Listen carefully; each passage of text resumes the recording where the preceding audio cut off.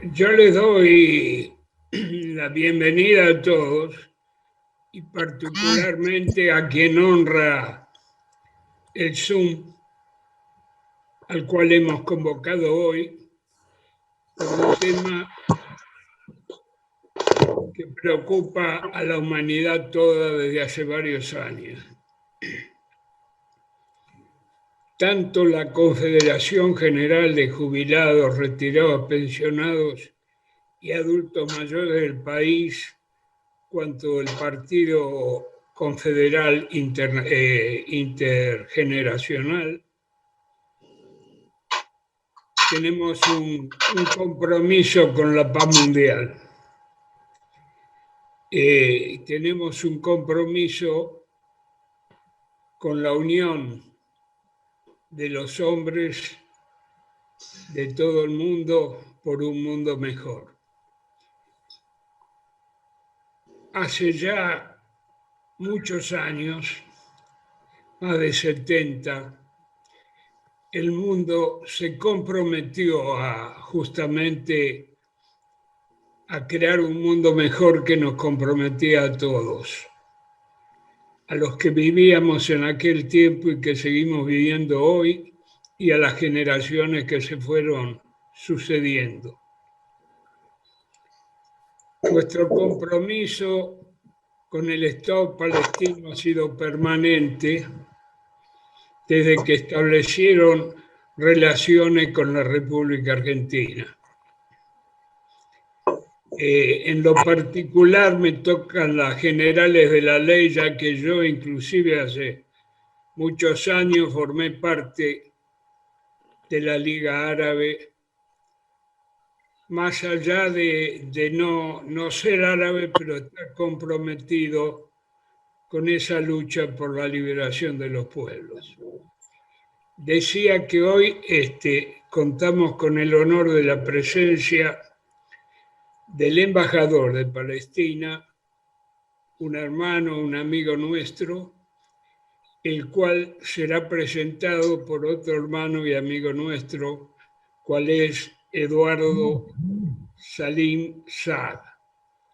Yo les ruego que, como ya dijo el encargado de la grabación, cierren todos los micrófonos de manera tal de evitar cualquier interrupción. Adelante, Eduardo, querido. Yo había podido comer. Hola, buenas noches, Carlos, buenas noches a todos.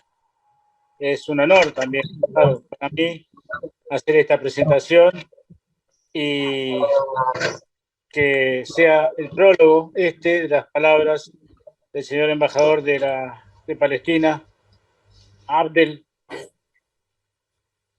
Husni Abdel Wahed, para poner blanco sobre negro todo lo que pasa en Oriente Medio. Tantas cosas se han dicho en la prensa hegemónica, tantas cosas se han dicho en los canales hegemónicos que digo que son la mayoría, incluso persiguiendo a los que denunciamos que el Estado de Israel es un Estado genocida, que es necesaria la palabra que nos cuesta tanto, ¿no? Que lo convoquen en los medios, del embajador de Palestina, Husni Abdel Wahed.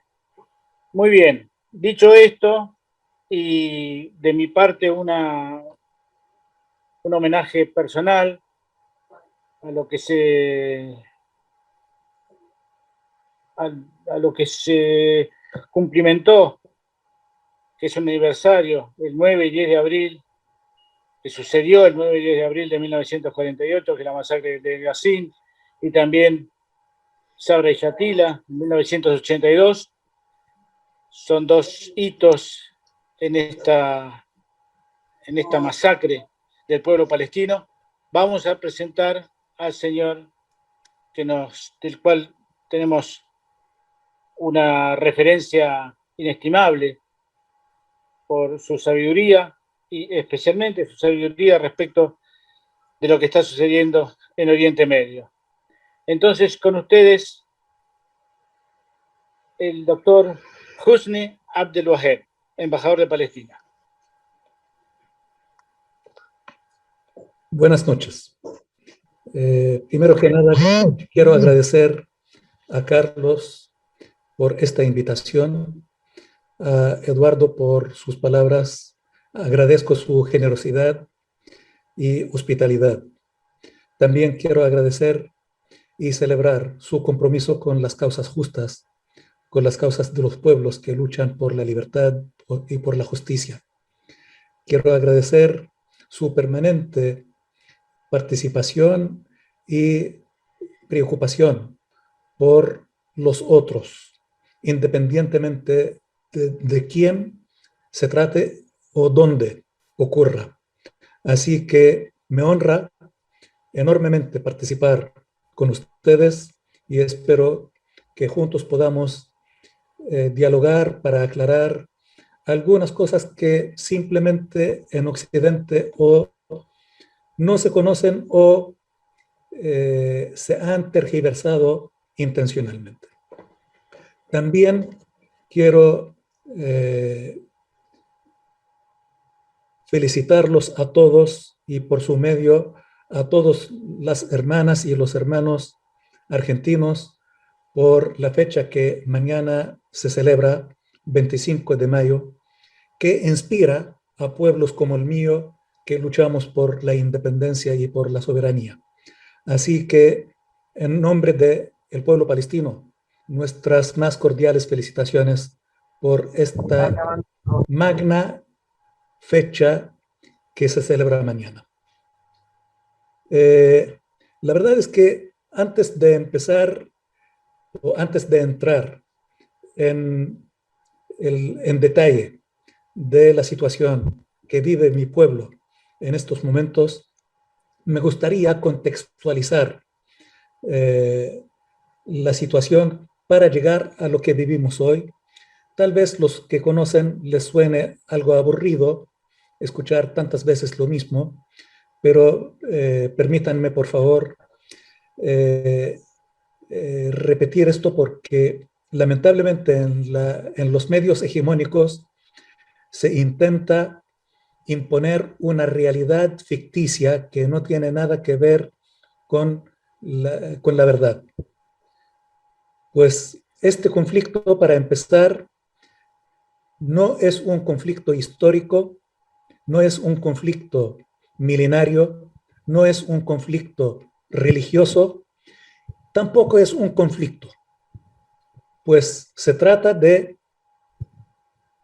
un proceso colonialista donde hay una potencia que ocupa, explota e intenta esclavizar a un pueblo. Y un pueblo que simplemente resiste estos intentos de hacerlo desaparecer del mapa junto con la desaparición de su identidad nacional y cultural, que es el pueblo palestino. Esto es importante tenerlo como parte de la historia de Palestina, una de las historias más remotas del planeta, pues simplemente Palestina fue una de las zonas que fueron habitadas desde los albores de la historia, y yo siempre con honor y orgullo cito a mi ciudad natal, aunque yo nací en un campo de refugiados, no en la ciudad, pero cerca de esa ciudad de Jericó, que tiene 10.600 años de historia ininterrumpida. La única ciudad del planeta que al menos que conozcamos, que ha sido habitada ininterrumpidamente desde hace 10.600 años a la fecha. Y dentro de este territorio minúsculo, que se llama Palestina, la Palestina histórica, ha habido mucha historia en tan poca geografía. Una historia llena de resistencia del pueblo originario, una historia llena de invasiones e invasores. No ha habido ninguna potencia de la historia que no ha intentado o que no ha invadido Palestina por la importancia que tiene su ubicación desde siempre hasta el día de hoy, y pienso que no va a perder su importancia. El hecho es que este episodio que vivimos hoy de la ocupación israelí tal vez comienza en el siglo XVIII, a fines del siglo XVIII, cuando Napoleón intenta ocupar a Palestina desde Egipto. Ya había ocupado a Egipto en el año 1798, 1799, intenta ocupar a Palestina. Y cuando sufre su primera derrota, él plantea la idea de crear una barrera entre el Oriente salvaje y el Occidente civilizado, según sus palabras. No voy a entrar en debate con los conceptos del señor Napoleón del Oriente salvaje y el Occidente civilizado. Casi 100 años después, 1897, en la ciudad de Basilea, en Suiza, se funda el movimiento sionista. Entre las comunidades judías, que en ese tiempo había dos tendencias, una mayoritaria que abogaba por la integración de los judíos en las sociedades donde vivían y una minoritaria que abogaba por el aislamiento. Gran Bretaña, la gran potencia de entonces, por su influencia y presión, se revierten los papeles de mayoría y minoría y de un día para otro la corriente mayoritaria que abogaba por la integración se vuelve minoritaria y viceversa. Curiosamente, este movimiento, cuando se funda, baraja tres alternativas para la creación del Estado judío: la Patagonia, Uganda o Palestina. ¿Y por qué yo resalto esto siempre? Porque esto demuestra que este llamado conflicto del Medio Oriente no tiene absolutamente ningún fondo ni histórico ni religioso. Porque si fuera religioso, cabe la pregunta, ¿qué tiene que ver la Patagonia con las religiones monoteístas? ¿Qué tiene que ver Uganda con estas religiones monoteístas? Sí, Palestina tiene que ver, pero las otras alternativas no. Yo puedo asegurarles, y por favor, si ustedes estudian este caso, van a descubrir que se optó por Palestina simplemente por las condiciones que ofrece. Y si la Patagonia o Uganda ofrecieran más condiciones que las que tiene Palestina, seguramente tendríamos al Estado de Israel en otro sitio, no en Palestina. Por lo tanto, este es un proyecto colonialista incentivado y sostenido por las grandes potencias, porque este es uno de los métodos de dominio colonial en diferentes regiones del mundo, justamente cuando el capitalismo entra en su fase superior y sustituye los antiguos métodos de dominio colonial por estos nuevos métodos del dominio del neocolonialismo. Entre otras, podemos enumerar muchas, pero entre otras, el dominio cultural, el dominio político, el dominio económico y el establecimiento de bases adelantadas, una especie de punta de lanza en algunas regiones que tienen particular importancia. Y este es el caso de Israel en Palestina. Tal vez un video que circula en estos días en las redes explica muy bien el por qué y para qué fue creado el Estado de Israel y por quién. El señor Joe Biden, actual presidente norteamericano, que tenemos que celebrar que Estados Unidos haya vuelto a la política tradicional, pues tenemos que celebrar lo mismo que las políticas de George Bush, de Clinton, de todos los presidentes norteamericanos anteriores. El señor Biden, en un video que circula, en una intervención que había hecho en un evento, sostiene que él es sionista y sostiene que no hay que ser judío para ser sionista, lo cual es cierto. Hoy en día hay más sionistas cristianos que sionistas judíos. Inclusive hoy se están incorporando a esta ideología sionistas musulmanes. Luego, el señor Biden sostiene que si Israel no existiera, habría que inventarlo. Y plantea la pregunta, ¿pueden imaginar lo que hay que invertir para mantener nuestros intereses en esa región si no existiera Israel? Habría que invertir fortunas incalculables en tropas, flotas, etcétera, norteamericanos o de las potencias en esta región para mantener su dominio, si no existiera Israel. Entonces, Israel y su existencia abarata los costos para las grandes potencias y para mantener su dominio en esta región. Esto grafica la realidad, el objetivo de la creación del Estado de Israel, quién lo creó, quién lo sostiene, para qué y por qué. Simplemente para sostener y proteger, mantener los intereses de las grandes potencias en nuestra región. Para que esto se haga efectivo, hubo que preparar el terreno para la creación del Estado judío en Palestina. Y por eso, Palestina, que no había sido colonia inglesa, en 1919 ingresan las tropas inglesas en Palestina y dominan este territorio, pero no solamente Palestina, sino Palestina, Jordania e Irak.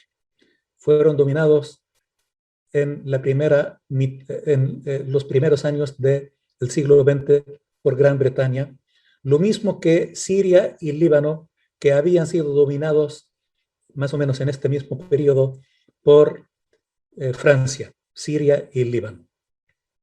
Esta región era una unidad que es la región del Levante o la Gran Siria o la Media Luna Fértil, llámenlo como quieran, pero era una unidad y entre Gran Bretaña y Francia dividen esta región entre sí y hoy son diferentes países.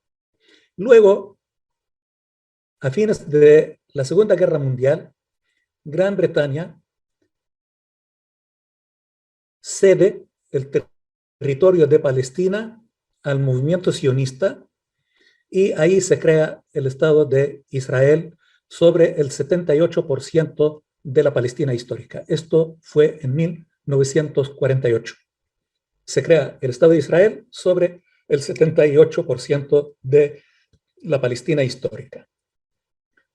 En 1967, Israel ocupa el 22% restante de la Palestina histórica que no había sido ocupado en 1948. Estos son los territorios de la Franja de Gaza y Cisjordania, incluido Jerusalén Oriental, que ocupa Israel en la llamada Guerra de los 6 días en 1967. De esta forma, el 100% de la Palestina histórica es ocupado por Israel.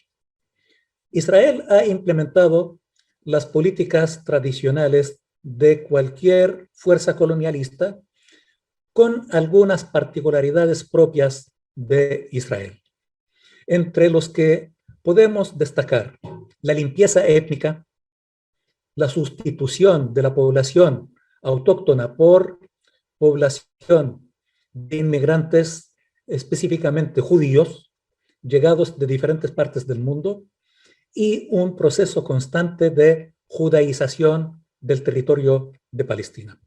Y a mí me gusta destacar un ejemplo de cómo esto se ha implementado y qué significado y qué simbolismo tiene.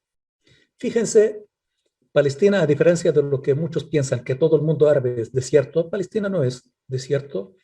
es una región agrícola, desde siempre ha vivido de la agricultura, y uno de los productos principales de la agricultura palestina es el olivo.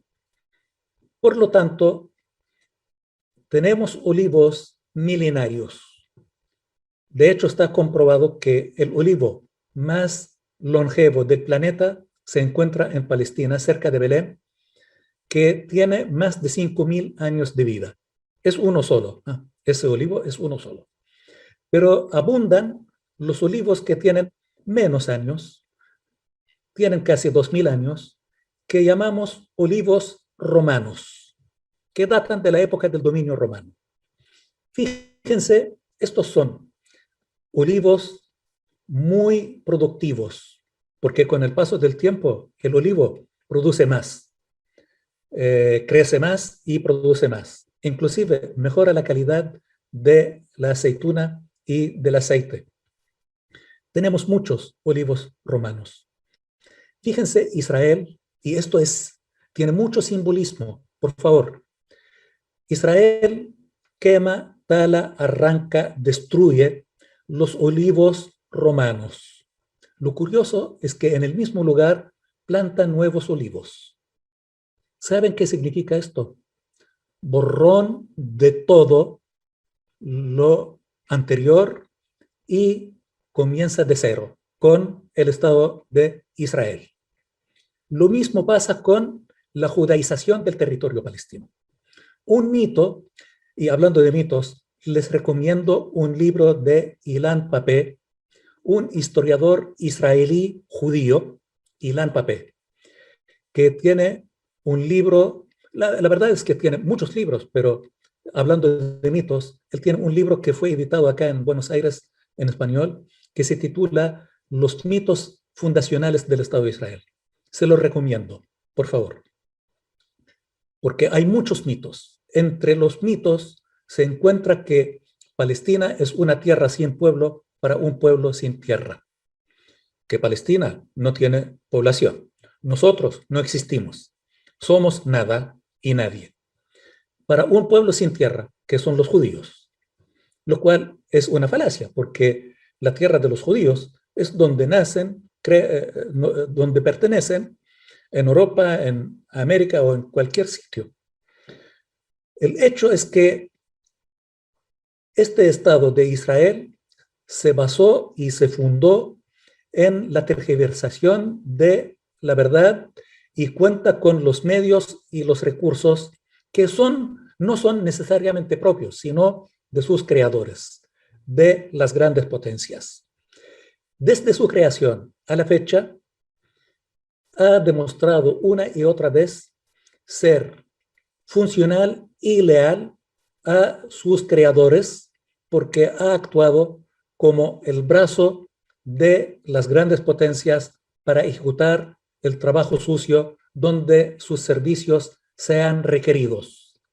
Y abundan los ejemplos.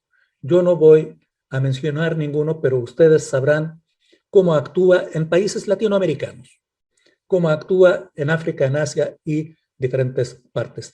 Simplemente, donde sus servicios sean requeridos, ahí está Israel como brazo de las grandes potencias para hacer el trabajo sucio. Esta potencia de ocupación decía que ha implementado todo tipo de políticas colonialistas sobre el pueblo palestino, imponiendo hechos consumados sobre el terreno y convenciendo al mundo de un relato permanente de que Israel es el pequeño David, el pobre David, amenazado por el malvado Goliat, que es el mundo árabe, que pretenden echarlo al mar. Y acá hay muchas contradicciones, porque al mismo tiempo que sostienen que los árabes lo quieren echar al mar, firman acuerdos y pactos con países árabes y celebran esto como países que apoyan la paz. Entonces, por favor, si apoyan la paz, ¿cómo pretenden echarlo al mar? Y los palestinos, que estamos bajo ocupación, privados de todo tipo de derecho y todo tipo de libertades. Un pueblo desarmado que sufre diariamente las consecuencias de la ocupación. Aunque quisiera, aunque no quiere, el pueblo palestino no pretende echar nadie al mar, pero sí quisiera. ¿Cómo? ¿Con qué medios? Si Israel es una de las grandes potencias militares del planeta. Según muchos expertos, Israel tendría el cuarto ejército más poderoso del planeta. No sé si tiene cuarto, quinto, sexto o séptimo ejército más poderoso del planeta, pero sea cual sea. Y aunque los palestinos quisieran, si fuera verdad, ¿acaso Occidente, que creó el Estado de Israel, permitiría que se echen los judíos al mar? Es inconcebible. La verdad es que han implementado la doctrina Goebbels con maestría, imponiendo verdades propias que no tienen ningún fundamento. El hecho es que hoy en Occidente, Israel es la prolongación de Occidente en Oriente y es su brazo. Por lo tanto, no solamente lo blindan, lo protegen, sino también lo promueven, limpian y blanquean su imagen y lo presentan como el modelo a seguir. Pero modelo en todo sentido, es modelo en los aspectos social, económico, político, científico, tecnológico, educativo, sanitario, etc. Y la verdad es que habría que detenerse un instante y pensar, este modelo perfecto es perfecto dominando y colonizando un pueblo. Este modelo perfecto democrático es realmente democrático mientras oprime a un pueblo y lo priva de todos sus derechos, inclusive el derecho a la vida. Este modelo perfecto que ejerce el apartheid cotidianamente en Palestina, la segregación, es tan perfecto. Fíjense, por suerte, se puede engañar a todos todo el tiempo, pero es imposible y engañar a todos todo el tiempo. Se puede engañarlos por cierto tiempo. Algunos podrán ser engañados para siempre, pero todos imposible ser engañados siempre. Hoy hay acceso a la información a través de las redes y hoy es denunciado el Estado de Israel con sus políticas de segregación. Fíjense, nada más y nada menos que B'Tselem, un organismo de derechos humanos israelí de respeto, hace unos 3 meses publicó un informe donde denuncia el apartheid que ejerce Israel sobre el pueblo palestino. Y hace menos de 3 semanas, otro organismo de derechos humanos, también prestigioso, que es Human Rights Watch, también publicó un informe extenso de más de 200 páginas, donde detalla la segregación y el apartheid que vive el pueblo palestino bajo ocupación. Pero esto es parte de la democracia israelí, porque todo en Israel se hace legalmente. Hasta la segregación y el racismo se hace legalmente. ¿Cómo? Se dictan leyes en Israel por el Parlamento israelí que consagran la discriminación. Hay decenas de leyes que son racistas, pero quiero mencionar tal vez la más importante y la última, que fue aprobada en el año 2018, que es la ley del Estado-Nación, donde más o menos dictamina que, por definición, que el Estado de Israel es el Estado de los judíos. ¿Qué significa esto? Primero, no distingue entre judíos y judíos. No distingue entre un judío francés, inglés, chileno, argentino o norteamericano con un judío de Israel. Es el Estado de los judíos.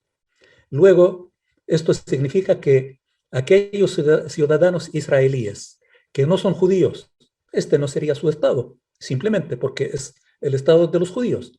Y aún así, siguen considerando a Israel es la democracia. Luego, esta misma ley confirma que el derecho a la autodeterminación es exclusivo de los judíos. ¿Qué quiere decir esto? Los no judíos no tienen derecho a la autodeterminación, considerando que en Israel hay una minoría de origen palestino que llegan a casi el 21% de la población, que no son judíos, que son musulmanes, cristianos, drusos y de otros credos, pero son de origen palestino. Esto quiere decir que el Estado de Israel no es su Estado y no tienen derecho a la autodeterminación porque es exclusivo de los judíos. La verdad es que esto es aberrante, pero yo quiero destacar que nuestro problema no es con judíos ni con el judaísmo. Absolutamente. Estamos muy conscientes y actuamos conforme a esto, que no tenemos problema ni con judíos ni con judaísmo. El problema es con el colonialismo que representa el Estado de Israel y la ocupación del territorio de Palestina. Esta es la esencia del llamado conflicto. Lamentablemente, en los medios hegemónicos, normalmente se omite el origen del problema y siempre hablan de las consecuencias. Hablan de de los acontecimientos que pueden ocurrir hoy, pero omiten la esencia, que es la ocupación.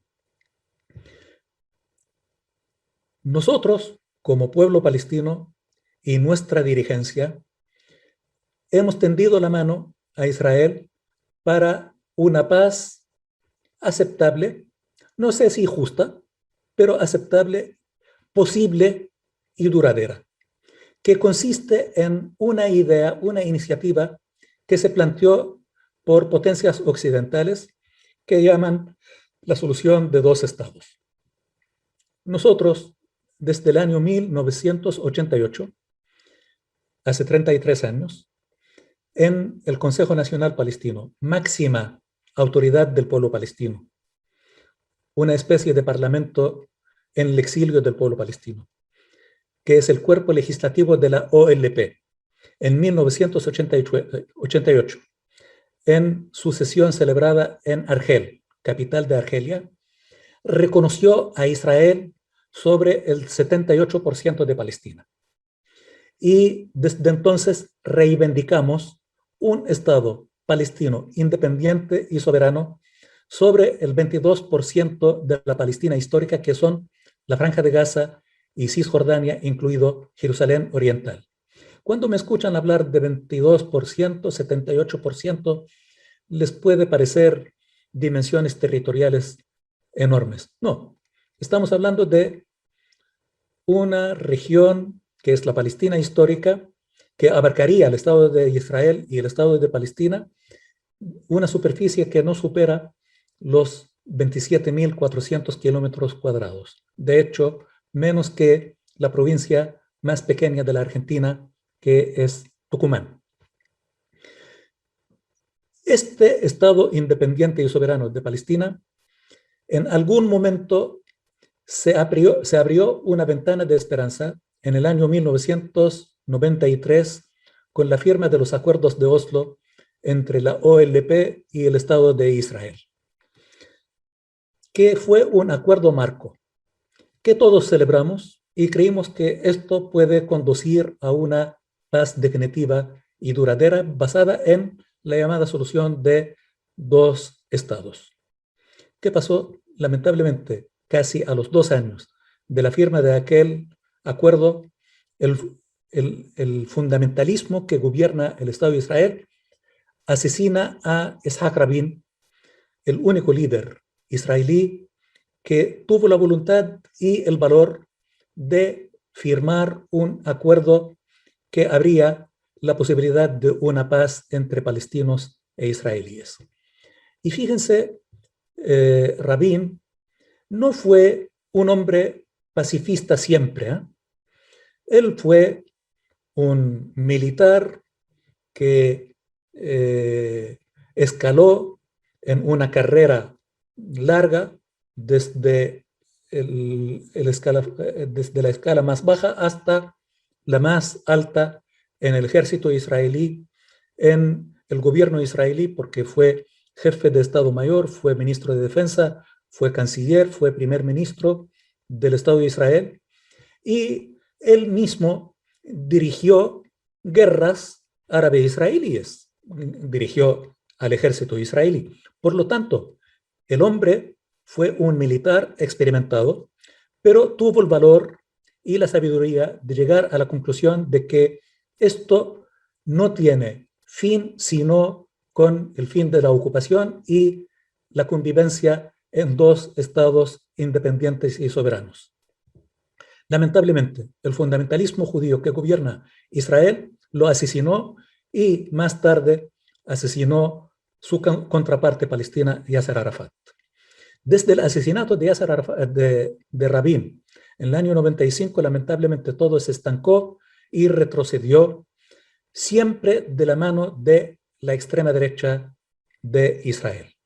Y este fenómeno de la derecha de Israel, hoy, lamento decirlo, que aquel Israel que fue en Occidente promovido como un país liberal de centro izquierda, inclusive algunos sectores de la izquierda lo veían como un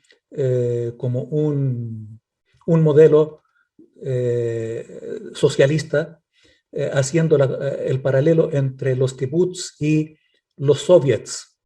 Lamentablemente, de aquel Israel queda muy poco, si no nada. Y es muy fácil. Si ustedes observan las elecciones israelíes en los últimos 20, 30 años, van a descubrir que hay un ascenso sostenido de la extrema derecha en las elecciones. Y hoy hasta hablamos de derecha fascista, que es parte del mapa político en el Estado de Israel.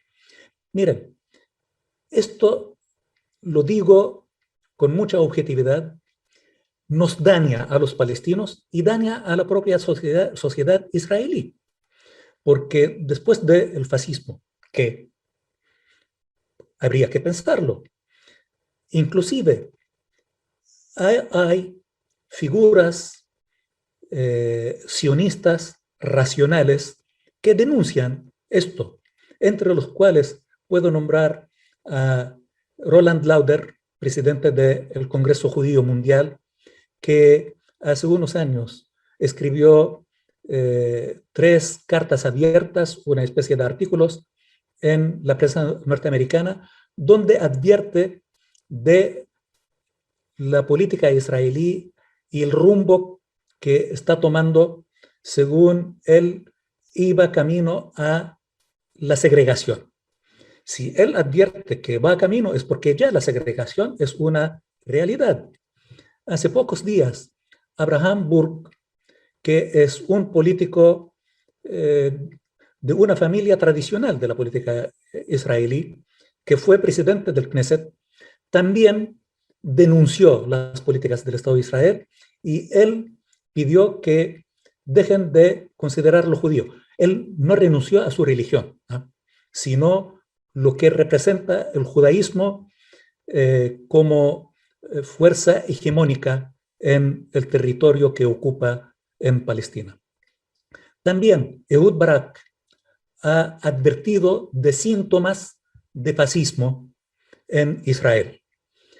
La verdad es que si ellos advierten es porque la sociedad israelí ya cayó en esto. Y hoy, lamento decirlo, hay muy poca presencia de la centroizquierda en la sociedad israelí y esto no los hace menos valiosos. Al contrario, yo quiero destacar a estas personas muy valiosas y valientes que frente a las políticas de segregación y de amedrentamiento aún mantienen el valor de preservar sus ideales y luchan por una sociedad más justa, tanto para Israel como para Palestina. Así que ellos merecen todo el respeto. El hecho, como decía, es que estas elecciones demuestran la realidad que vive la sociedad israelí, lo cual, de alguna manera, significa que esta sociedad adoctrinada tiene una crisis profunda, que se traduce en los resultados de las elecciones. Las últimas elecciones fueron hace 2 meses, en marzo de este año. Cuartas elecciones en 2 años. El resultado es que hasta el día de hoy no se pudo conformar un gobierno estable.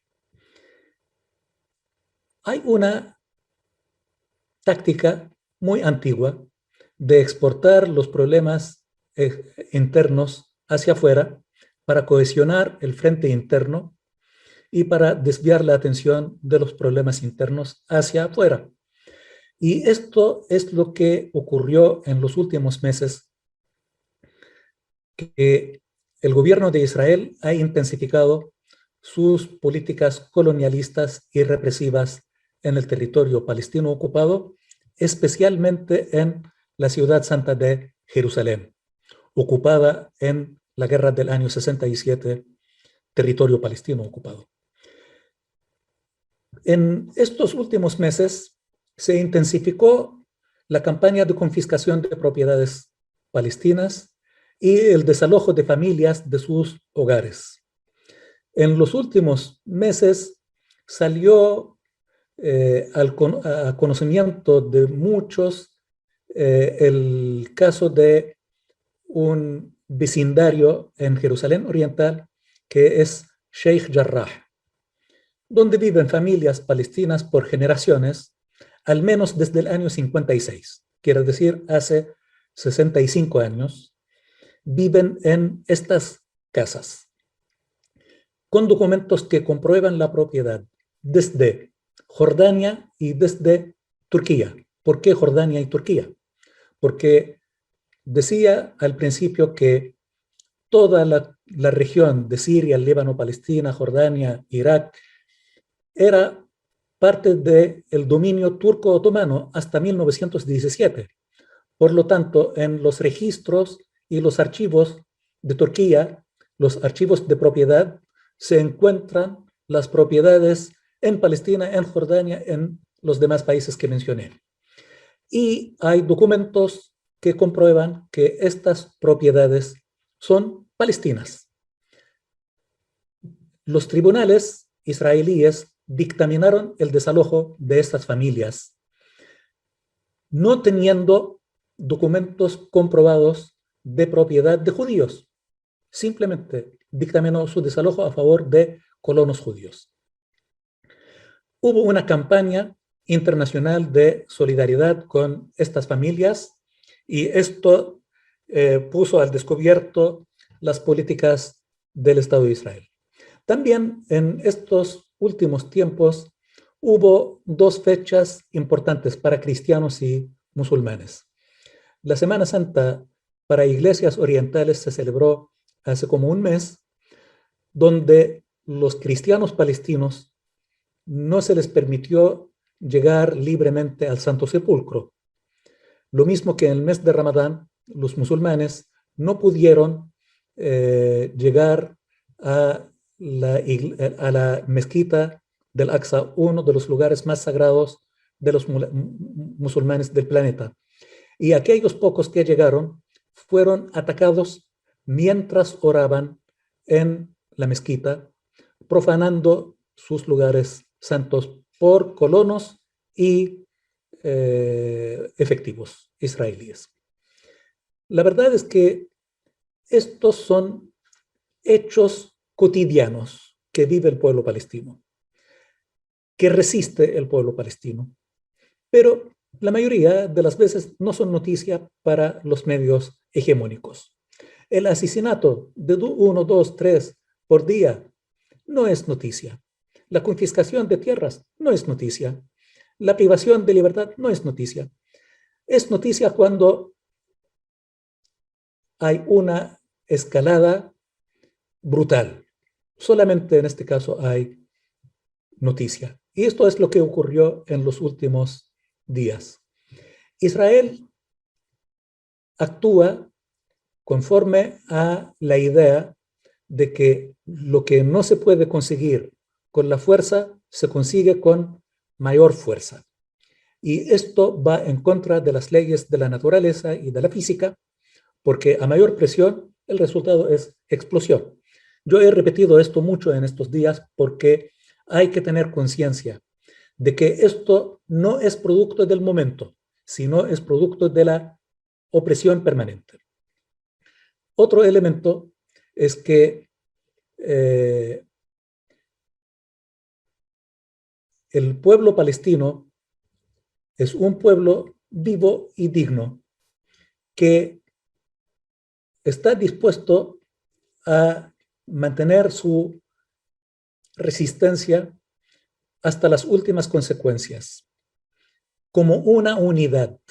Fíjense, hablando de la unidad del pueblo palestino y del territorio palestino, en el mes de marzo, el presidente palestino dictó 3 convocatorias de elecciones. Para el 22 de mayo, anteayer, se suponía que se realizaban las elecciones legislativas. Luego, el 31 de julio, iban a ser las elecciones presidenciales y finalmente, el 31 de agosto, elecciones del Consejo Nacional Palestino. El Consejo Nacional Palestino es de la OLP. Es para los palestinos dentro del territorio palestino ocupado como en la diáspora. A cambio, el Consejo Legislativo del 22 de mayo, que se suponía que se iban a realizar, es solamente para los palestinos en la Franja de Gaza y Cisjordania, incluido Jerusalén Oriental. Estas elecciones se supone que tienen que hacerse en todo el territorio palestino como unidad geográfica, la Franja de Gaza y Cisjordania, incluido Jerusalén Oriental. De hecho, en el año 96 se realizaron en la Franja de Gaza, en Cisjordania, incluido Jerusalén Oriental, lo mismo que en el año 2005 y 2006. Esta vez no se permitió que se realicen en Jerusalén Oriental. Renunciar a hacer las elecciones en Jerusalén Oriental significa renunciar a Jerusalén como parte del territorio palestino ocupado y significa aceptar la soberanía de Israel en Jerusalén Oriental.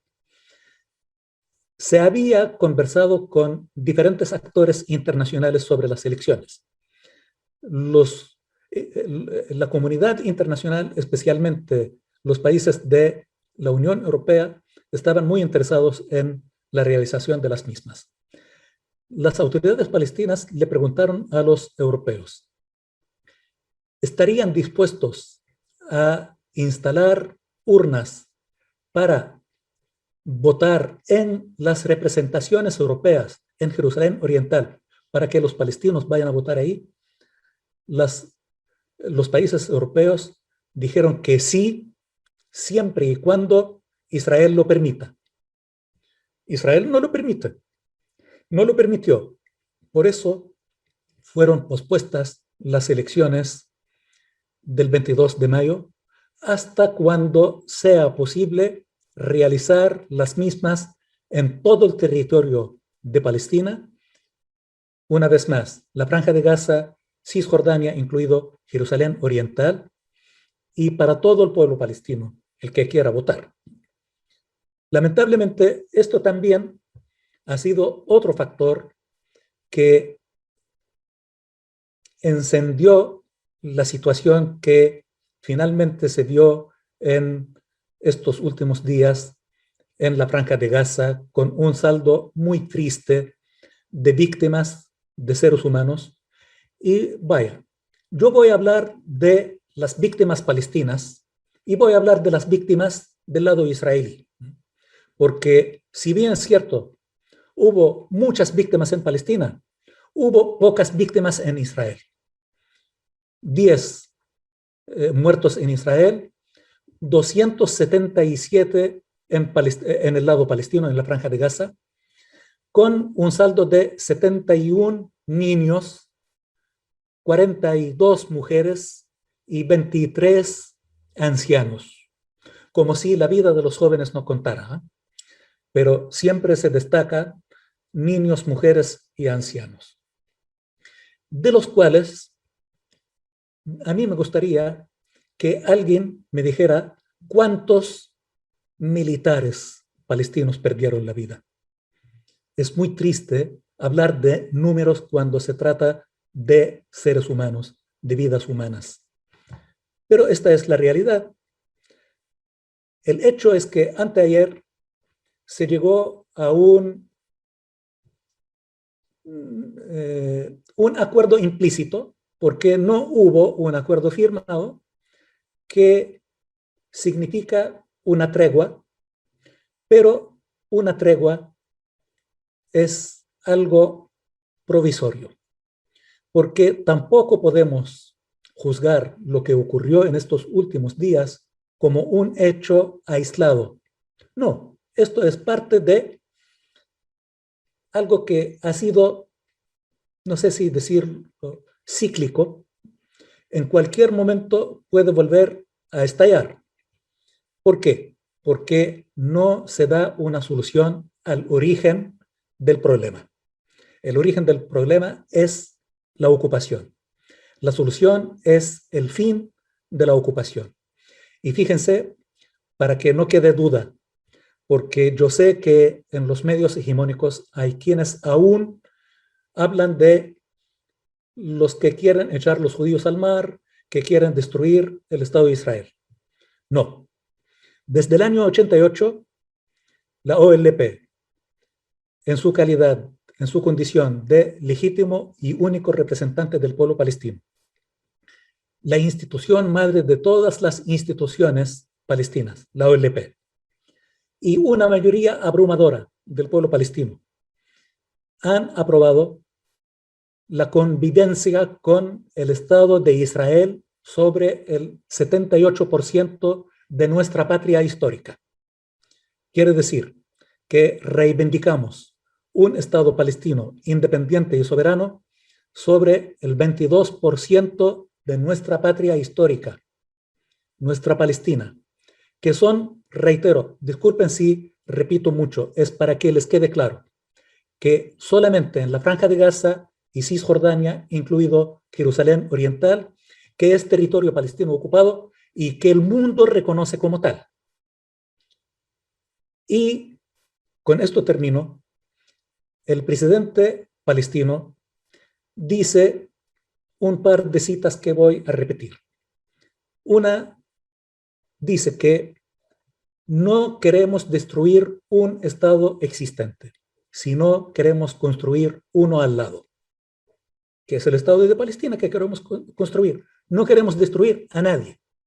Y otra cita del presidente palestino: no sobra un pueblo en este planeta, sino falta un Estado, que es el Estado de Palestina. Simplemente, esta es la solución. Si no se pone fin a la ocupación de estos territorios, si no se le permite al pueblo palestino tener su Estado independiente y soberano al lado de los otros estados de la región que conviva pacíficamente con estados y pueblos de la región, lamentablemente puede haber tregua, pero no una solución definitiva. Hoy llega a nuestra región el señor Blinken, secretario de Estado norteamericano. Esperamos que lleve alguna propuesta para una solución definitiva y no algo provisorio que puede terminar en otro episodio similar y tal vez más cruento que el que vivimos en estos días. No sé si me explayé mucho. Les agradezco su atención, su invitación, su generosidad y por el bien de todos, por la paz y estabilidad del mundo, es obligación no solamente moral, sino es una responsabilidad de la comunidad internacional hacer lo posible para poner fin a la ocupación y no administrar el conflicto, porque hasta el momento, lamentablemente, quien monopoliza este proceso llamado de paz es Estados Unidos, que lo ha administrado porque de ahí saca enormes dividendos y no ha intentado darle solución. Ojalá empiecen a pensar en una solución por el bien de los palestinos, de los israelíes, de los pueblos de la región y de los pueblos del mundo.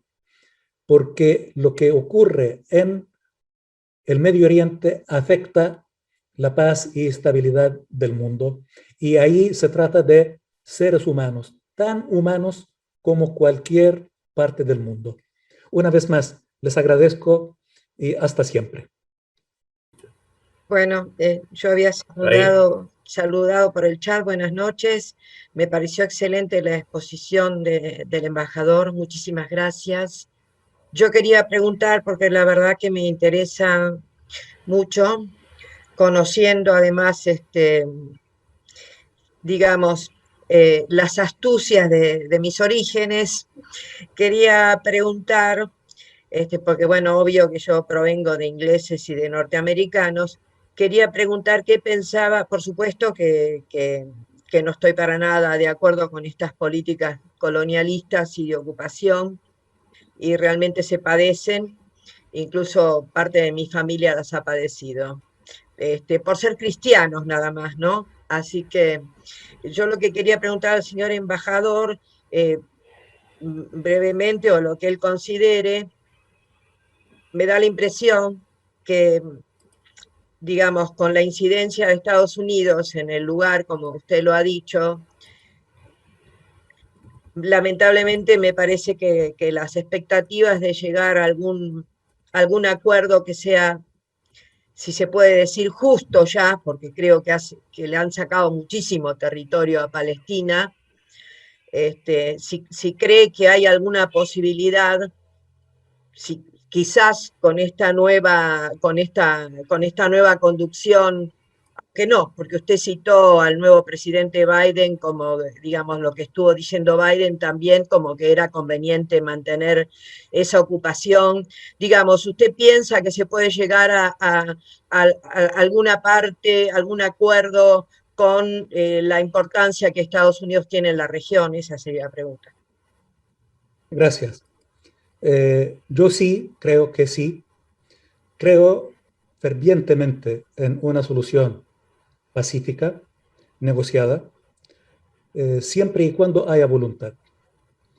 Y no soy ingenuo para pensar en Estados Unidos, que sostiene a Israel porque quiere a los judíos o no quiere a los musulmanes. No, simplemente hay intereses por medio. Y el señor Biden, en este video que cité, lo explicita muy bien, ¿no? Pero tampoco soy ingenuo como para pensar que la administración Biden es una réplica de la administración de Trump.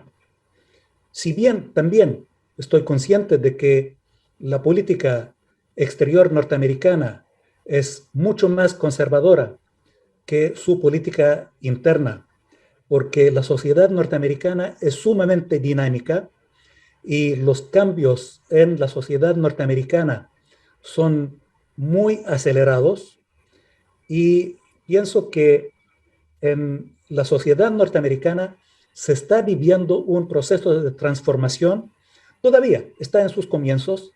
Yo cité hace poco a Roland Lauder. En una de estas 3 cartas que escribió el señor Lauder, advierte de la nueva realidad que se vive entre los jóvenes judíos norteamericanos, que ya no sienten la misma obligación hacia Israel y no sienten la misma lealtad al Estado de Israel. Y esto es notorio entre los jóvenes judíos norteamericanos y los jóvenes no judíos también norteamericanos. Es notorio que en estos últimos episodios que vivimos se han levantado importantes voces en Estados Unidos, y yo quiero destacar la voz de un político norteamericano de religión judía, que es Bernie Sanders, que para mí es el político norteamericano más valioso con respecto al tema palestino-israelí desde hace 73 años, con un concepto muy claro que está a favor del Estado de Israel, lógicamente. Nadie cuestiona la existencia del Estado de Israel, pero también a favor de un Estado independiente y soberano del lado palestino. Es notorio las voces de congresistas norteamericanos en estos últimos episodios, pero más que nada yo quiero destacar las manifestaciones masivas que hubo en Estados Unidos. Hace años, en episodios similares, veíamos marchas multitudinarias en París, en Londres, en Berlín, en diferentes países europeos, latinoamericanos, pero nunca veíamos algo tan multitudinario en Estados Unidos. Esta vez sí, en Detroit, por ejemplo, hubo una manifestación de casi 250,000 manifestantes a favor del fin de la ocupación y un Estado palestino independiente y soberano. Es el comienzo de un proceso de transformación en la sociedad norteamericana. Lógicamente, no podemos esperar que mañana o pasado mañana se vean los resultados concretos, porque este es un proceso largo y complejo. También Israel y sus amigos en la sociedad norteamericana tienen muchos medios y recursos para tratar de parar esto. Y yo quiero destacar otro elemento. En Estados Unidos o en el mundo, más que judíos que sostienen el Estado de Israel con sus características hoy, son los cristianos sionistas que sostienen el Estado de Israel. Especialmente las iglesias evangélicas en Estados Unidos, que son importantes e influyentes. Se habla de cerca de 70 millones de fieles de iglesias evangélicas que han llevado a Trump a la presidencia y que sostienen el Estado de Israel y se autodefinen como cristianos sionistas.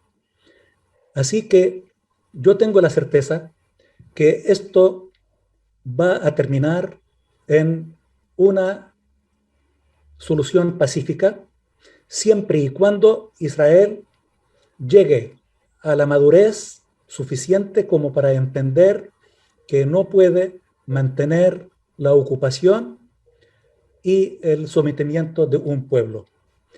¿Cuándo? Yo no soy adivino, no puedo decir que en 2 años, 5 o 20, pero algo que hay que notar es que en estos últimos días, si ustedes vieron las imágenes venidas de Jerusalén, de Ramallah, de Gaza, de todas partes palestinas. Son jóvenes y muy jóvenes los que están resistiendo la ocupación.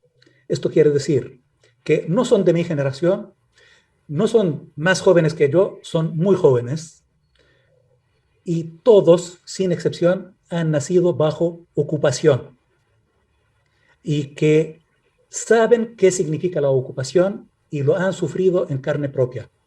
Así que tengo la certeza que el futuro es positivo para todos, especialmente para el pueblo palestino.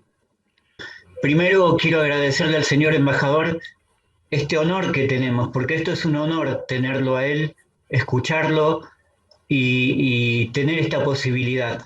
Al menos para mí, que conozco de fondo la causa palestina, porque hablo todos los días con gente de Gaza, veo su sufrimiento, he visto asesinatos de mujeres desarmadas por la espalda, veo a los niños salir de los escombros y sabemos lo que pasó en 2014, la cantidad de niños que murieron. Y la injusta situación que está viviendo el pueblo palestino. Quien conoce del tema sabe que está detrás de todo esto el complejo militar industrial estadounidense, el sionismo, que tiene pretensiones de llegar hasta el Éufrates y al Tigris. O sea, acá no hay una intención real de solucionar el conflicto. Aquí hay una idea fijada de limpieza étnica, de genocidio, y es eso lo que realmente está viviendo el pueblo palestino, una limpieza étnica. Acá no hay voluntad de llegar a la paz. Auspiciados por Estados Unidos, que tiene intereses económicos y armamentísticos en la región, que utiliza a Israel prácticamente como una base militar. Entonces, uno ve un poco lejos y difícil esta situación. Por suerte, los pueblos están despertando, se está conociendo la verdad a través de varios pueblos, y es por esto esta nueva reacción de la sociedad estadounidense que salió a la calle a manifestarse. Yo solamente quería expresarle al honorable embajador de Palestina mi solidaridad muy profunda, y sabemos lo que conocemos del tema, lo justa que es su causa. Solo quería expresarle eso al señor embajador, y que sepa que muchos argentinos que conocemos del tema estamos absolutamente con el pueblo palestino, incondicionalmente. Solo eso. Gracias por este minuto, por este honor de poder expresarme hacia el embajador. Muy bien, le agradecemos al señor embajador de Palestina, Hosni Abdelwahed, por su tiempo, por su explicación, por todo lo que nos da a todos los que no saben qué es lo que está pasando realmente en esa parte del Oriente Medio. Muchas gracias, señor embajador, y que el futuro nos depare una suerte de bonanza que le está tan negada a los palestinos. Que el futuro sea, por lo menos, más llevadero, y para que finalmente triunfe el pueblo trabajador. Gracias. Para despedirme, yo quiero pedirles, por favor, no es mi intención invitar a nadie que sea anti-israelí. No es mi pretensión. Ni ser pro-palestino, tampoco. Simplemente yo les pido, por favor, que busquen la verdad. Y hoy no es tan difícil encontrarla.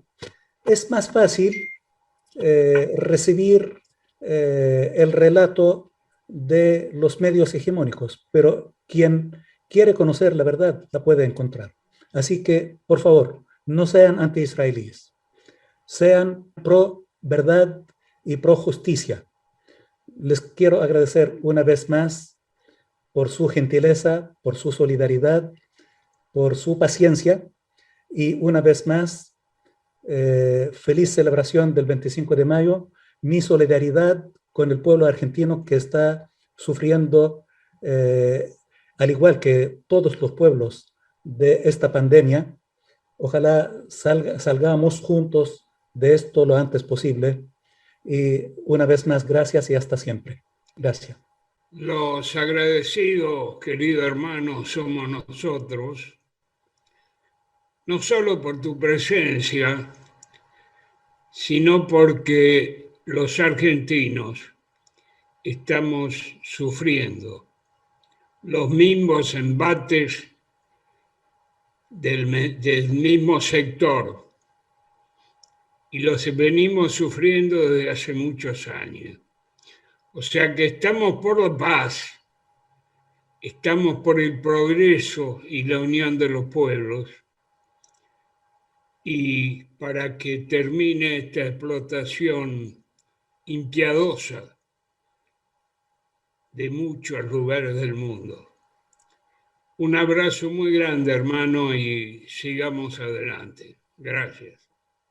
Gracias. Le agradecemos también al hermano Carlos Valle, que es el presidente de la Confederación Argentina de Jubilados, Pensionados y Adultos Mayores, por esta reunión que organizó para que buena parte de los argentinos, los que quisieran participar, los que lo vean después en la grabación, sepan cuál es la verdad, israelíes y palestinos. Gracias, Carlos. Gracias, hermano.